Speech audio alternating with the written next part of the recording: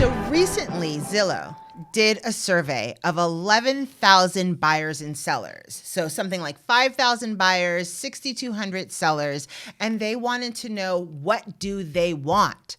So for all of you guys out there who are looking for buyers and sellers to work with, let's go through some of the things that they want from a real estate agent that they need to buy and sell houses. So Eric, yes, you have been in real estate forever, I right? have. Feels like forever, right?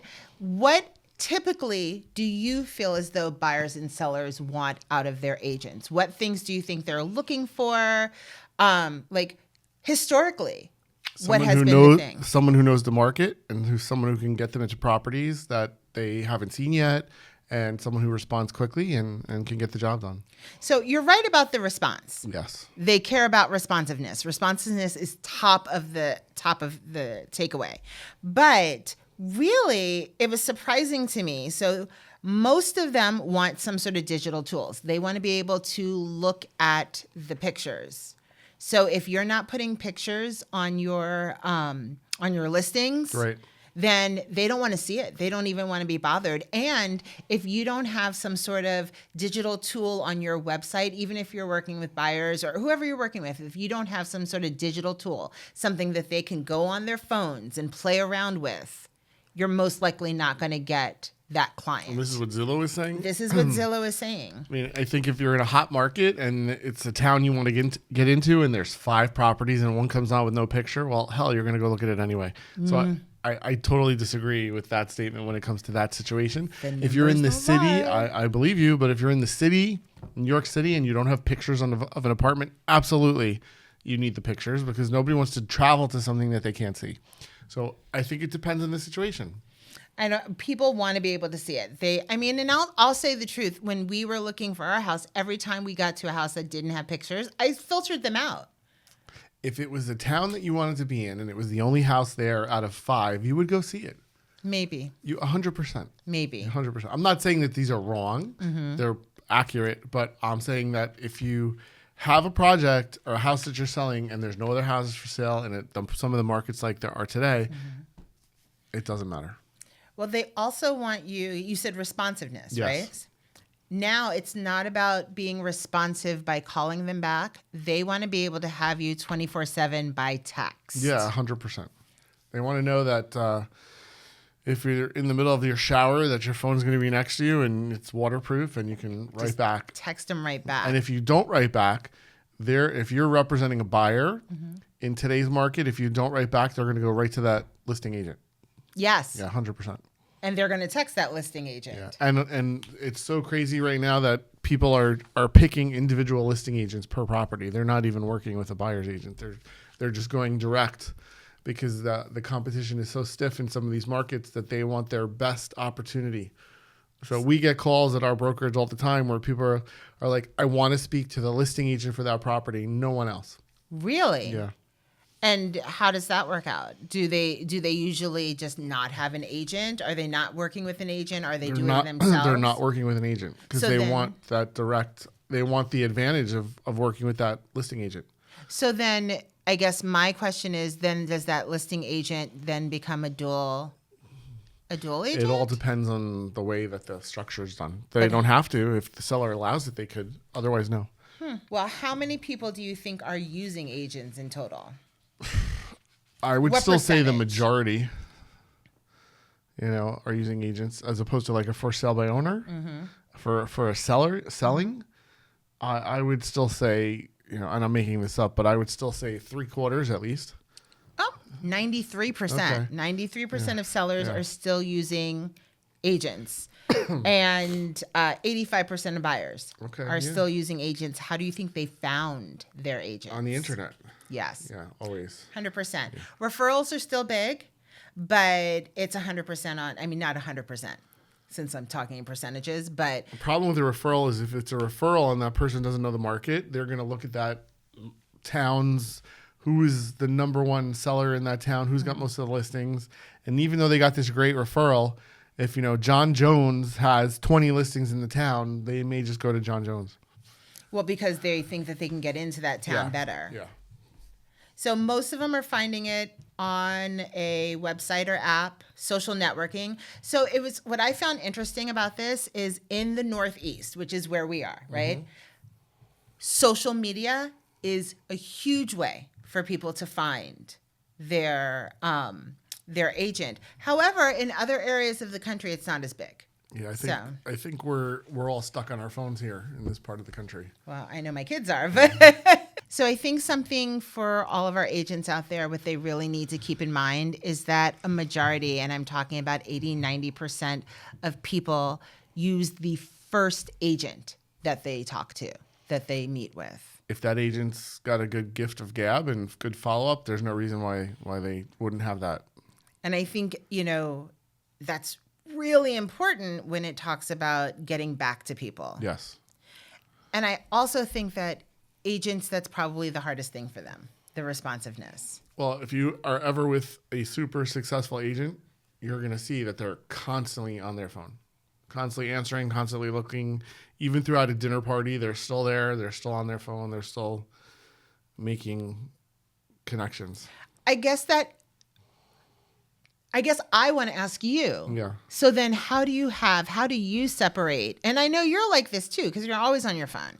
How do you separate the time for your family and the time for work? Because then an agent, literally, they're always on call. It's gotten easier for me as I got older because the more successful I got, the less I was desperate for those deals.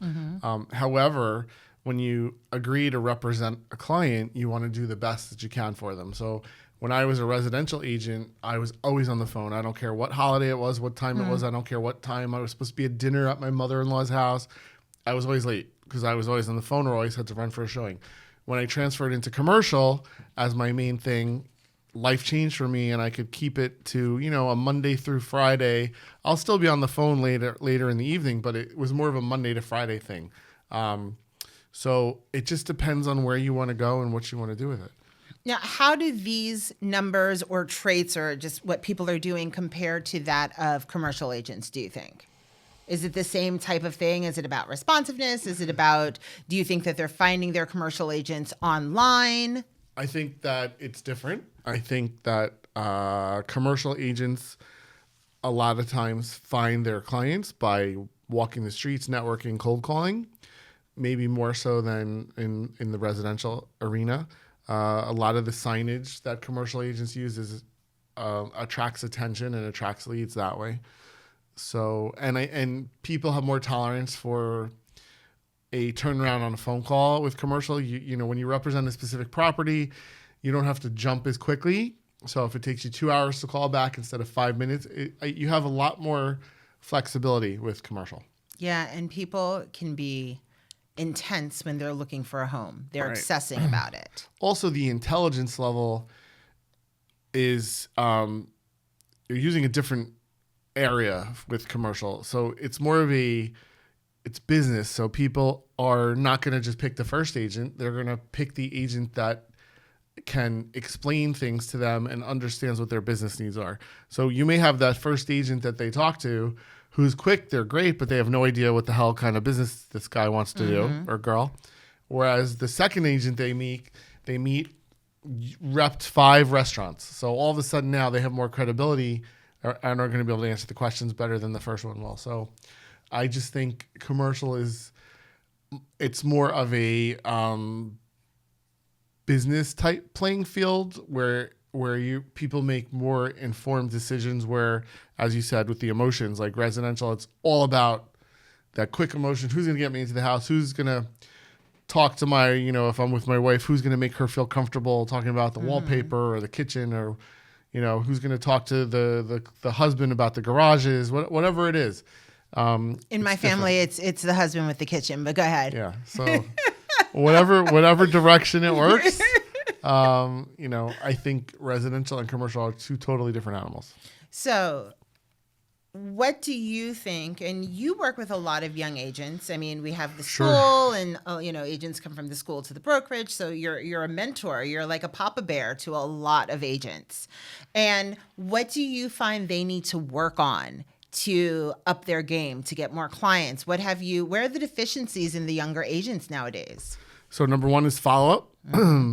get on that phone and make follow-up calls. So after you have your initial call, keep in touch, stay on top of things. Don't wait for people to call you.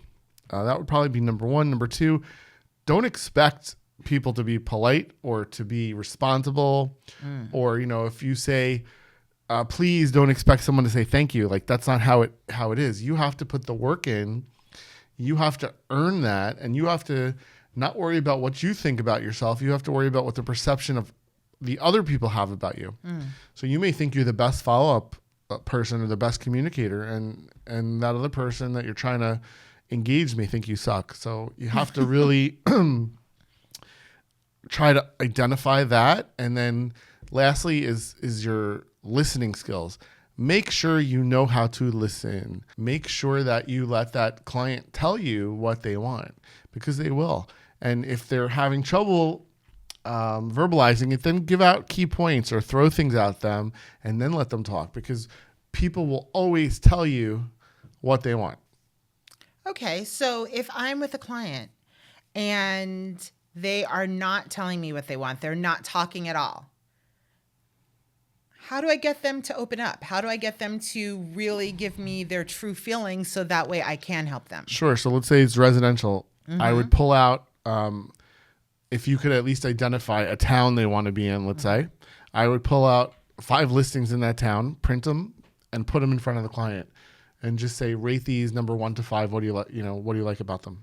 Or put them in order.